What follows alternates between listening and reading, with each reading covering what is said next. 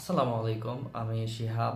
আমি আজকে একটা বিষয় নিয়ে কথা বলবো, যেটা হচ্ছে বাংলাদেশ ক্রিকেটের একজন ভবিষ্যৎ তারকা হওয়ার সম্ভাবনা যার মধ্যে প্রবল।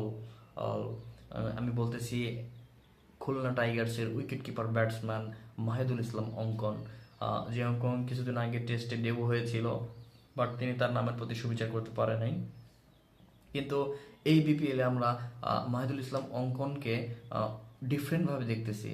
কারণ এই অঙ্কনকে আমরা এতটা স্মুথ, এতটা স্বাচ্ছন্দ্যবোধ শট, এতটা ফেয়ারলেস শট খেলতে আমরা কখনোই দেখি নাই। এই বিপিএল থেকে আমরা সেই অঙ্কনকে সেটা দেখতেছি। এর আগের বার বিপিএলে মাহিদুল ইসলাম অঙ্কন কুমিল্লা ভিক্টোরিয়াসে ছিল, বাট এবার তাকে খুলনা টাইগার্স নিয়েছে। তো এইবার বিপিএল এ মাহিদুল ইসলাম অঙ্কন বিপিএল এর দ্রুততম 50 দেখা পাই মাত্র 18 বলে। তাছাড়া তার আরো একটা দুর্দান্ত ইনিংস আছে, 22 বলে 59 রানের একটা বিধ্বংসী ইনিংস খেলেছে। তো এই বিপিএল এ এখন পর্যন্ত বাংলাদেশ যে বিপিএল হচ্ছে এখন পর্যন্ত সব থেকে বেশি স্ট্রাইক রেটের ব্যাটসম্যান মাহিদুল ইসলাম অঙ্কন। যদি আমি ভুল না করি সেটা হচ্ছে 183.50 স্ট্রাইক রেটে ব্যাট করেছে মাহিদুল ইসলাম অঙ্কন। মাহিদুল ইসলাম অঙ্কন বেশি লম্বা গড়নের ক্রিকেটার না, খুব ছোটখাটো একটা গড়নের ক্রিকেটার।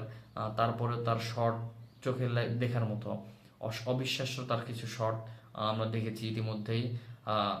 মাহিদুল ইসলাম অঙ্কন বাংলাদেশ টি-20 ক্রিকেটের একজন ফেরিওয়ালা হতে পারে, এটাই আমরা আশা করতেছি। আমরা চাই মাহিদুল ইসলাম অঙ্কন বাংলাদেশ ক্রিকেটকে রিপ্রেজেন্ট করুক, বাংলাদেশকে ভালো সার্ভিস দেখ। এমন একজন ক্রিকেটার টি-20তে বাংলাদেশের সত্যি দরকার, যে ফেয়ারলেস ক্রিকেট খেলতে পারে, ফেয়ারলেস শট খেলতে পারে, যে স্ট্রাইক রেট ভালো। তো আমরা চাই মাহিদুল ইসলাম অঙ্কন বাংলাদেশ ক্রিকেটকে অনেক দূর সার্ভিস দেখ, এবং অঙ্কনের জন্য শুভকামনা। এই বিপিএলে আরও 50 দেখতে চাই তার কাছ থেকে, আরও ভালো স্ট্রাইক রেটে ব্যাট করতে দেখতে চাই তাকে। শুভকামনা রইল মাহিদুল ইসলাম অঙ্কনের জন্য।